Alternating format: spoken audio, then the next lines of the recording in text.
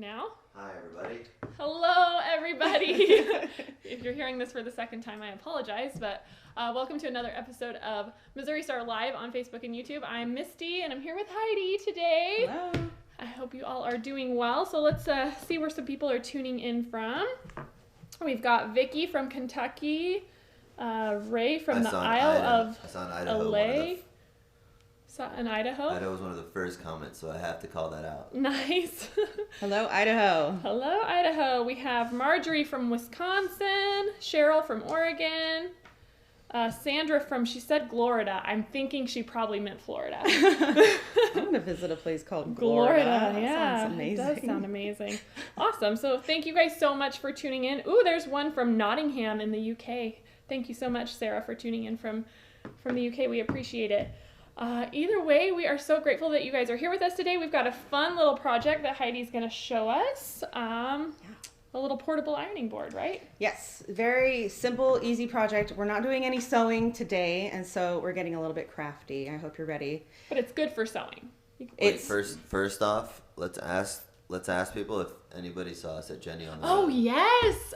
Were any of you at Jenny on the Road? Because we had the best time in Lehigh, and we cannot wait for Green Bay and Waco. It was seriously so much fun, and if you are thinking about getting tickets, you really should, because it was a heck of a party. We had a great time. It was such a good time. It looked pretty magical. I know. You need to go to the next one. Figure out a way to get there. It was so fun. So it's pretty cool.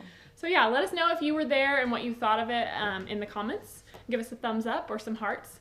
And then we'll dive into this cute portable ironing board. So should we talk about supplies yes, first? Let's do that. Okay, so the first thing that you're probably wondering about is the board. This is plywood. It's not very thick, you'll see, so it's inexpensive. You can buy these pre-cut at a smaller sheet, not this small, but they're like, but you can usually get like a 24 by 48 inch, yeah. And it's kind of a pre-cut piece of plywood, and then you can choose your thickness. This is actually just a 1/4 inch, but you can get a 1/2 inch, 3/8 inch, depending on how big your board's going to be. If it's going to be bigger, then you want to make sure that it's thick enough, a little more sturdy, so it's not bending in the middle. Yeah. So that's the first thing, and you may not know if you go to your local home improvement store that they will cut it for you. Yes, it's my favorite thing. Like whenever I do crafty projects, I'm we already got a question. Okay. Will it warp or mold when you're using steam on the plywood? That's a good question. It will not. It shouldn't. As long as you get a thick enough plywood for the size of your board, then you shouldn't have any issues with that. And we'll show you what we're going to do to protect the plywood a little bit too. Yeah, and Jenny used a very similar method for the one that sat on her set for years and years and years, and it is not warped at all. Yeah, so that is a full tutorial too that you can reference. Yep. This might be a little slightly bit different. Yeah, just a little bit. Cheryl Hill said she used a wood TV tray. Yeah, that's a fun idea with legs. Yeah, you can definitely do that too. And so really what we're going to teach is the same method, whatever you end up using as a board. Yeah, Jenny has one of those in her personal sewing studio. She uses an old TV tray. I love it. It's fun. The other thing I saw mentioned here that I think's worth mention is not OSB or chipboard. Yes, This is real plywood. You can even, depending on what size you want, you could get an actual board, right? Like actual solid wooden board too. Yeah, but this works great. You can see it's just the thin layers of the real wood instead of the pressed board. You do want the real plywood. Okay, so this one measures out to be about 12 by 18, and so you can get 4 of them out of the size of the board that you got, and so it's a pretty inexpensive project. But the reason we decided to do those measurements, it's about 12 by 18, and so the best part works perfect for a fat quarter, right? Yes. So we're going to use 1 fat quarter for our fabric to cover the base of it. So, and this is just a simple blender fabric from the line Nest, and that's by Lella Boutique for Moda. Yeah. If you're wondering which one that is, I just thought that was cute. It's I didn't really want to cute. do like a white because Right. Cause Yeah, I like the gray. It It's looks cute. dingy really But the quickly. pattern isn't too busy to drive you crazy if you're pressing other prints. I like it. The little Absolutely. pluses or X's. And I didn't cut this very straight, but that's okay.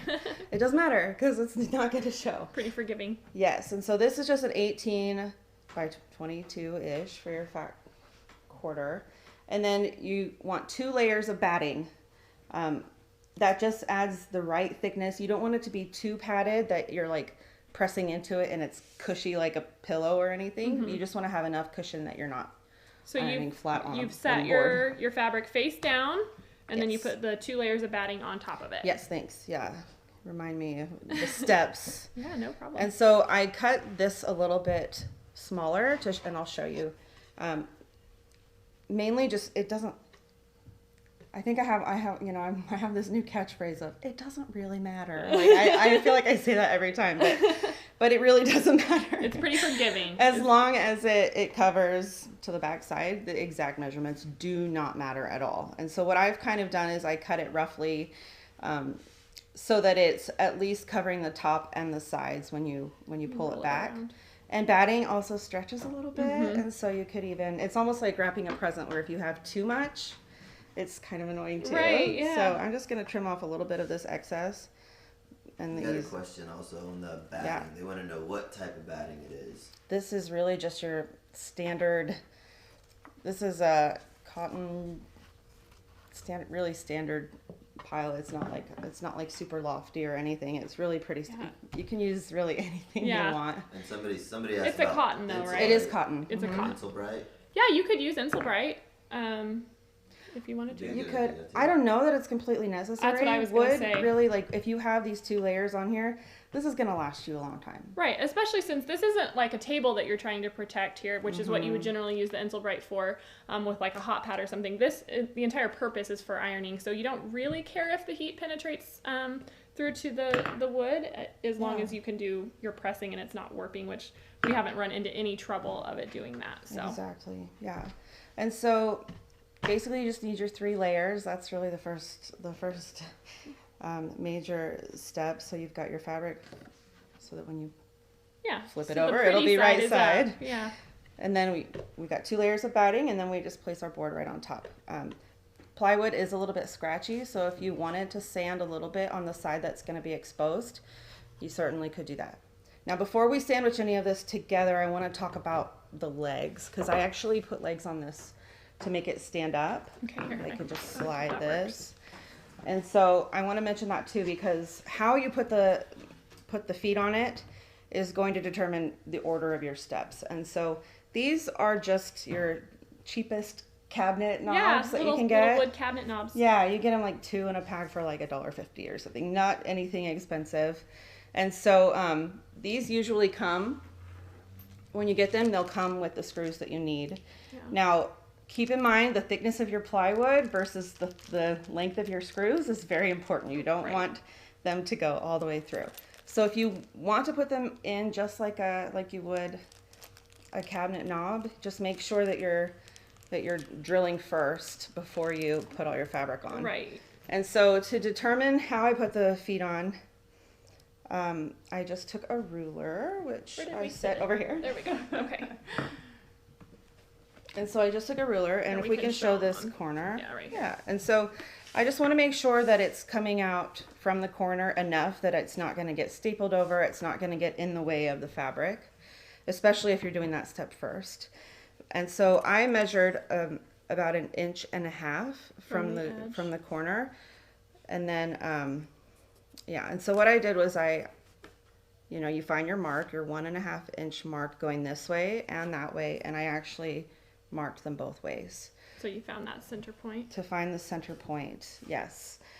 And so if you're doing it with a cabinet knob, you would want to drill a hole and then put your screw in. Yep. And then that's what will catch the knob. And now it would have worked fine for this one, for this thickness. However, I have this really good friend named Gorilla Glue. And so that's what I use. This is not something that needs to be like structurally sound, as long as your feet are not going to come off. was going to say that stuff, it's not going yeah, anywhere. Like try to rip that off because it's pretty awesome. Are you doubting my strength? I bet I could do it. I'm not. I'm just kidding. It's I am not going putting anywhere. my faith in Gorilla Glue. You're right. Against your strength. Yeah, it's so strong. So that works great too if you don't want to mess with drilling and putting the screws through. And so at the end, if we have time, then I'll show you how to put that last one on there because it's pretty cool. Yeah, it is. All okay. right. So since we're using the glue method, we're going to do the stapling first. So you do need a staple gun. And the same thing that I mentioned with the screws for the knobs is true with your staples as well. And so whatever staples come with your staple gun, you usually can get different sizes for it. Mm-hmm. And so just make sure that, can you see that? So just make sure that it's not going to go all the way through the board and stick out and poke your fabric. That's, we don't want that. Right. And so as long as it's, then you're good to go. So I'm using, this is a 1/4 inch board. I'm actually using 1/4 inch staples and it works great. Awesome. So I'm not going to try and show how to do that because it's going to be different for everyone. So now we'll just kind of are there any questions yet as far as the materials, Jake? Yeah, we got a few questions just on the board, and I think it is the Tinsel Bright would be a great idea, but with the 2 layers of batting, I think you're good. Mm-hmm. Yeah. And they're also asking about mold, and we have great viewers, so they're kind of clearing some of this up. But if you don't leave it in a dark room for a long time, or don't dip the whole thing in water, like you don't want to soak it, but the steam is enough, and you're using that heat to dry it up anyway. So just think about where you're storing it, and as long as you're in a it's in a space where it can be aired out. Yeah, like I said, Jenny has a tutorial for something that's similar to this where she just kind of makes a sandwich with this same material, and I've seen that board and there's no mold or any issues with that. So I think if you're super concerned about that too, you actually could add a layer of foil. Yeah. Or, a plastic layer if you want. Right. If you're worried about the board, make sure that is right. Foil would be heat safe, and so that might be a good option for you if you're concerned about the moisture. Yeah, absolutely. We had another question of what size is the board? This is plywood. It's a 1/4 inch thick, and then we cut it 12 by 18. Mm-hmm. And you can make it any size that fits your table. Yeah. But this one we're doing so that you can use a fat 1/4 from your stash. Awesome. And I'm sure that you all have some batting at home left over from your last quilt project. That's this awkward size that you're probably not getting. And nobody has fat quarters, for sure. No. None. Well, that's okay, though, because we can help them with that, that's right? true. We got lots if you need If you are all out of fat quarters, we will help you, I promise. It's true. Okay, so the next part gets a little bit loud. And so I just want to show, ultimately, your goal is to pull it tight around the back and staple it so that it's not going to shift. So did you fold it under so that you didn't have a raw edge? Yes. You did. Okay. Yeah, and so that's what the next step I wanted to mention, just if you want it to be pretty. Yeah. And so that's why the batting is also smaller than the fabric, and it just reduces the bulk once you're doing that. And so what I did is just whatever leftover you have, I fold it over the batting once, and then you're just going to pull it. Now, since I have a lot, I'm just going to fold it over one more time.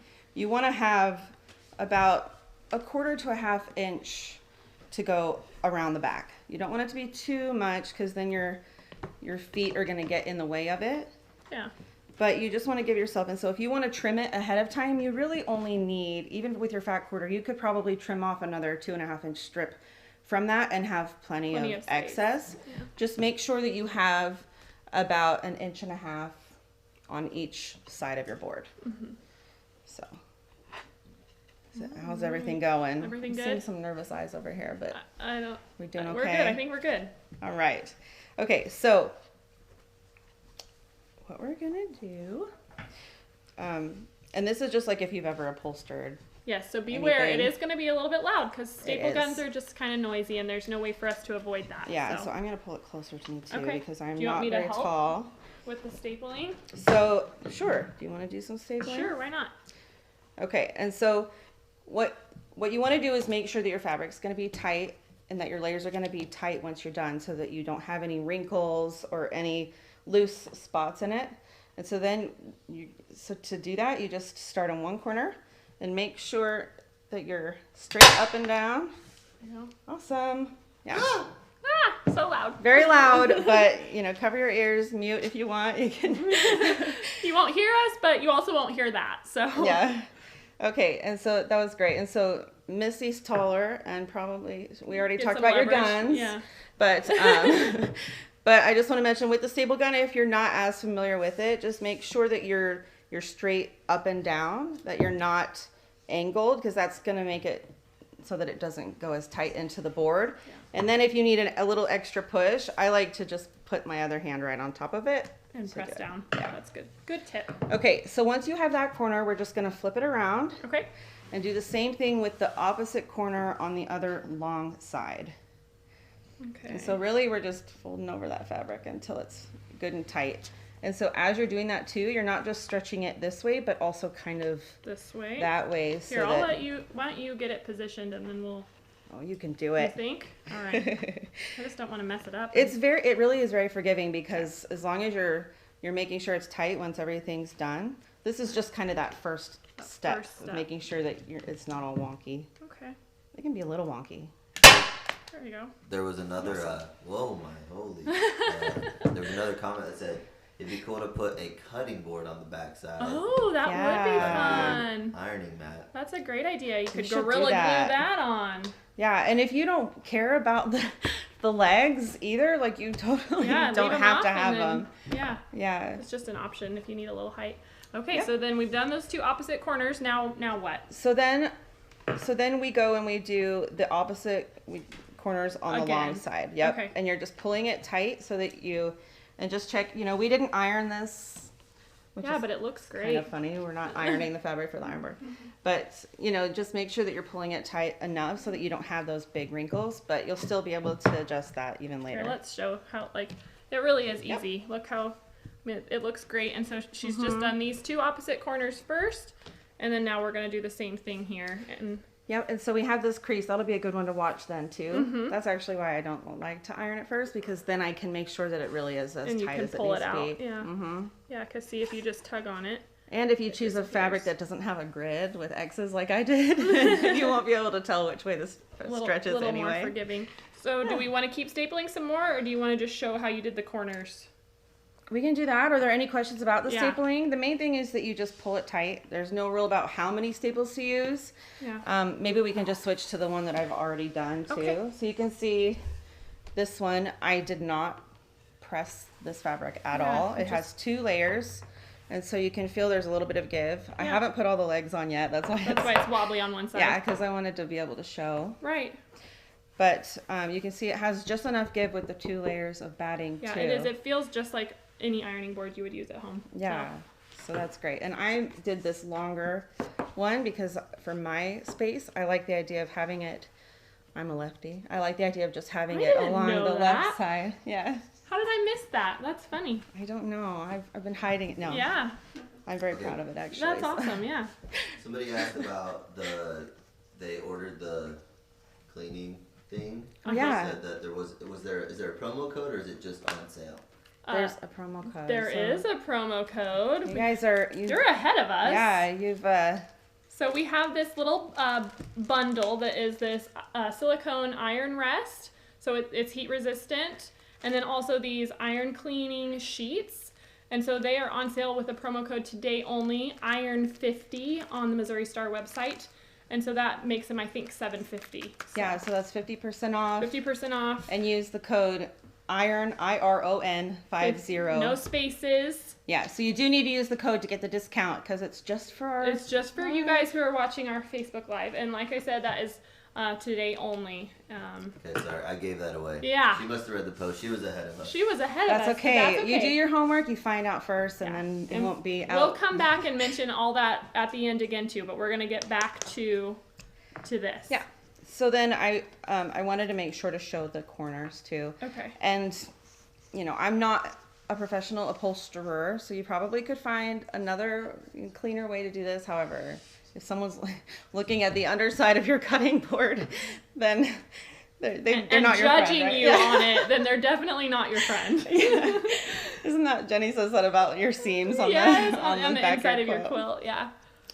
So Is there like a sweet spot? I feel like without the sewing machine, I don't know where the overhead is. Any specific place you want this so that they can see it? Yeah, in the middle of the square there. Okay, all right. That's our sweet spot. This is our first time doing that. No. Okay, so then. Now we. Okay, so really we're showing right here. Okay. So in the middle of the square.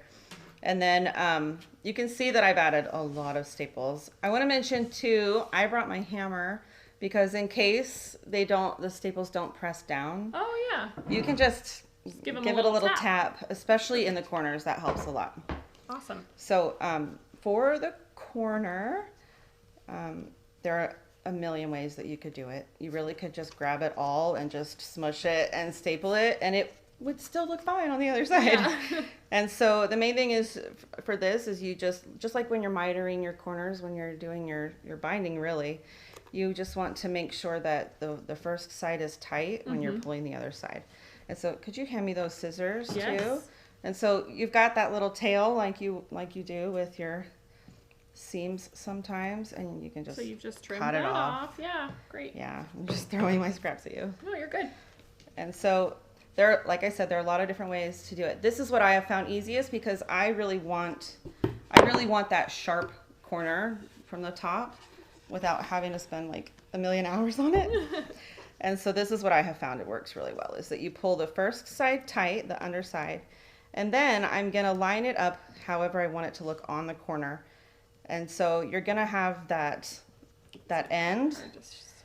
And so you don't necessarily want that to show on the edge. And so I'm actually this is going to be the first one that I'm going to do. Okay. So I'm going to grab the staple gun and I'm just going to do one staple right there. They can see it.